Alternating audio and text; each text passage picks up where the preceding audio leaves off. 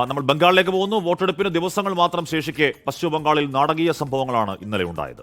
EVM തിരിമറിക്ക് നീക്കമെന്നാരോപിച്ച് Trinamool Congress പ്രവർത്തകർ വൻ പ്രതിഷേധമാണ് നടത്തിയത്. ഭവാനിപ്പൂരിലെ ഇവിഎം സൂക്ഷിച്ച സ്കൂളിലേക്ക് മമതാ ബാനർജി നേരിട്ടെത്തി. സ്ട്രോങ് റൂമിന് പുറത്ത് ബിജെപി പ്രവർത്തകരും തൃണമൂൽ പ്രവർത്തകരും ഏറ്റുമുട്ടുന്ന സാഹചര്യവും ഉണ്ടായി. നമുക്കാദ്യം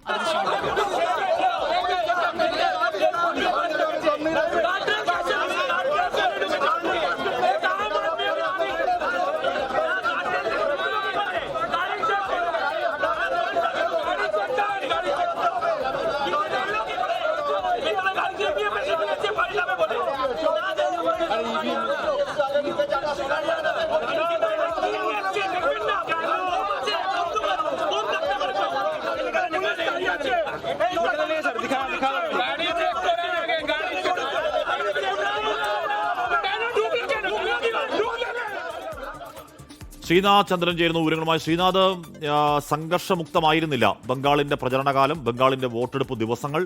അപ്പോൾ അതിന്റെ തുടർച്ചയിൽ ഇനി വോട്ടെണ്ണൽ ദിനം വരെയും ഒരുപക്ഷെ വോട്ടെണ്ണൽ ദിനം കഴിഞ്ഞും തുടരാൻ പോകുന്ന കലുഷ സാഹചര്യങ്ങളുടെ സൂചനയായിരുന്നു ഇന്നലെ കണ്ടത്. Sreenath, good morning. അശ്മി, അത് മാത്രമല്ല, ഒരുപക്ഷെ മമതാ ബാനർജിയിൽ ഒരു ആശങ്ക പ്രകടമായി തന്നെ കാണുന്നുണ്ടോ എന്നത് ഈ എക്സിറ്റ് പോളുകൾ കൂടി വന്ന സ്ഥിതിക്ക് അത് നമുക്ക് അങ്ങനെ ഒരു തോന്നൽ ഉണ്ട്. കാരണം നമ്മൾ ഈ വോട്ടെടുപ്പ് ദിവസം പോലും കണ്ടതാണ്. പതിവില്ലാത്ത വിധം മമത രാവിലെ തന്നെ ഇറങ്ങി ബൂത്തുകളിലെല്ലാം കയറി ഇറങ്ങുന്ന കാഴ്ച കണ്ടു. ഒരു ഘട്ടത്തിൽ സുവേന്ദു അധികാരിയുമായി നേർക്കുനേർ വരുന്നതും കണ്ടു. ഇന്നലെ ഇപ്പോൾ ബൂത്തിലെ പരിശോധനകൾ കഴിഞ്ഞു. ഇനിയിപ്പോൾ പോളിംഗ് മെഷീനുകൾ സൂക്ഷിച്ചിടത്തേക്ക് മമതാ ബാനർജി നേരിട്ടെത്തുന്ന കാഴ്ചയാണ് കണ്ടത്. യഥാർത്ഥത്തിൽ ഇന്നലെ വൈകിട്ടാണ് ഈ സംഭവങ്ങളുടെ ഒരു തുടക്കം. അവിടെ മമത ഒരു വീഡിയോ സന്ദേശം പ്രവർത്തകർക്ക് മുന്നോട്ട് വെക്കുന്നു. എക്സിറ്റ് പോളുകൾ വിശ്വസിക്കരുത്, അതിൽ ആത്മവിശ്വാസം തകരരുത്, ഈ വോട്ടെണ്ണി തീരും വരെ, അവസാന നിമിഷം വരെ ജാഗ്രതയോടെ ഇരിക്കണം, ഇവിഎമ്മുകളുടെ കാര്യത്തിലൊക്കെ കാര്യമായ ശ്രദ്ധ നിങ്ങൾ ചെലുത്തണം എന്ന് പറയുന്നു. പിന്നീട് വൈകിട്ട് തൃണമൂൽ കോൺഗ്രസ് ഒരു വീഡിയോ പുറത്തുവിടുന്നു.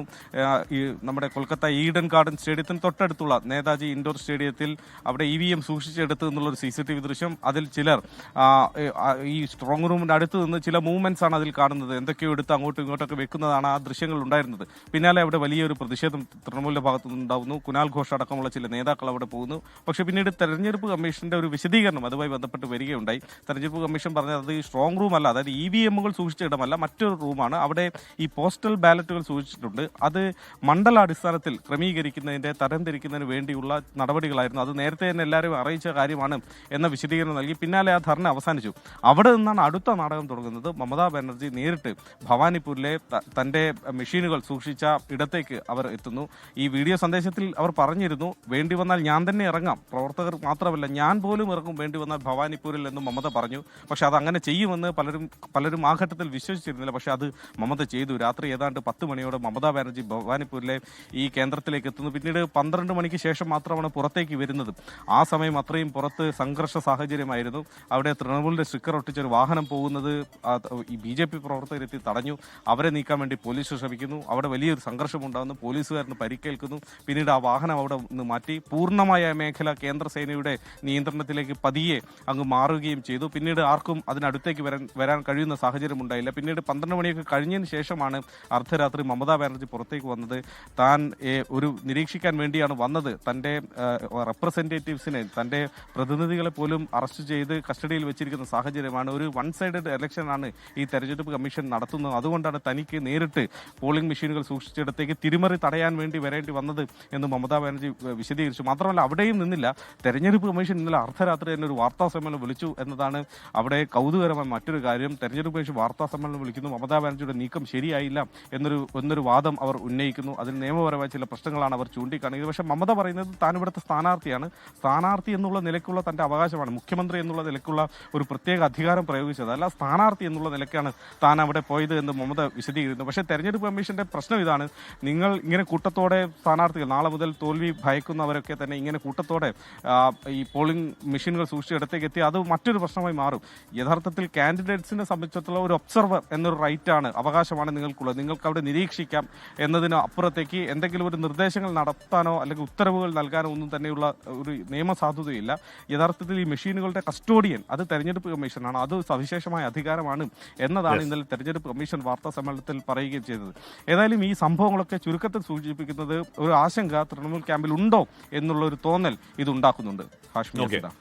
എന്തായാലും ചിലപ്പോൾ എക്സിറ്റ് പോളുകൾ ആശങ്കയ്ക്ക് ഒക്കെ കൂട്ടിയിട്ടുണ്ടാവും അതെ, എനിക്ക് തോന്നുന്നു ഹഷ്മി വന്ന എക്സിറ്റ് പോളുകളിൽ സമ്പൂർണ്ണ പതനം പ്രവചിപ്പിക്കുന്നത് TMCയുടെ മാത്രമാണ് അല്ലേ? Of course, അതെ. ഒരു വലിയ അട്ടിമറി BJP അവിടെ ഉണ്ടാക്കും എന്നുള്ളതൊക്കെയാണ്. മമത ആയിക്കോട്ടെ BJPയോടുള്ള ഫൈറ്റിലൊക്കെ ഏറ്റവും മുന്നണിയിൽ നിന്ന ആൾ കൂടിയാണ്. അപ്പോൾ അങ്ങനെ ഒരു പരാജയം അവർക്ക് ഉൾക്കൊള്ളാൻ കഴിയുന്നതായിരിക്കില്ല, അംഗീകരിക്കാൻ കഴിയുന്നതായിരിക്കില്ല. സുവേന്ദു അധികാരി അടക്കം ആ ദിവസം പറയുന്നത് നമ്മൾ കേട്ടതാണ്. കാറിന്റെ ഡോറ് തുറന്ന് ഈ നാട്ടിലെ ഹിന്ദുക്കൾ മുഴുവൻ BJPക്ക് വോട്ട് ചെയ്യും എന്ന് പരസ്യമായി പച്ചക്കങ്ങ് പറയണം. അപ്പോൾ എന്ന് പറഞ്ഞാൽ അത്രയും കമ്മ്യൂണലി ഡിവൈഡഡ് വോട്ടിക്കുറി ഉണ്ടായി. അതെങ്ങനെയാവും ബാധിക്കാന്നറിയില്ല. മാത്രമല്ല കഴിഞ്ഞ എക്സിറ്റ് പോളുകളിൽ ബംഗാളിൽ വലിയ തോതിൽ തെറ്റ് സംഭവിച്ചിരുന്നു ഏജൻസികൾക്ക്. അതിന് കാരണം ഈ പറഞ്ഞ BJP അന്ന് തന്നെ അധികാരം പിടിക്കുമെന്ന് പറഞ്ഞ സർവേകളുണ്ട്. പക്ഷേ അന്ന് TMC അധികാരം പിടിച്ചാലും BJP എന്താണ് ഒപ്പത്തിനൊപ്പം പരാപരം എന്നായിരുന്നു ഒട്ടുമിക്ക എല്ലാ സർവേകളുടെയും വിലയിരുത്തൽ. പക്ഷേ അങ്ങനെ ഉണ്ടായില്ല. 77 സീറ്റിൽ മാത്രം ഒതുങ്ങി അന്ന് BJP. പക്ഷെ ഓർക്കണം, അന്ന് അതിന് തൊട്ടുമ്പോൾ 3 സീറ്റായിരുന്നു. അതിൽ നിന്ന് 77ലേക്ക് ഉയർത്തിയവരാണ്. 77ൽ നിന്നാണ് ഇക്കുറി അധികാരം പിടിക്കാനുള്ള പലവിധ തന്ത്രങ്ങൾ, കമ്മ്യൂണൽ അടക്കം പലവിധ തന്ത്രങ്ങൾ സ്ട്രാറ്റജികളുമായി BJP അങ്ങോട്ടേക്ക് എത്തിയത്. അത് ഫലം കണ്ടു എന്നാണ് എക്സിറ്റ് പോൾ പറയുന്നത്. TMC ദീദി പറയുന്നത് അങ്ങനെയൊന്നുമല്ല. അത് ഫലം കണ്ടിട്ടില്ല. അതിനേക്കാൾ വലുതാണ് ബംഗാളി അഭിമാനം, ബംഗാളി അസ്മിത ഞങ്ങൾക്ക്.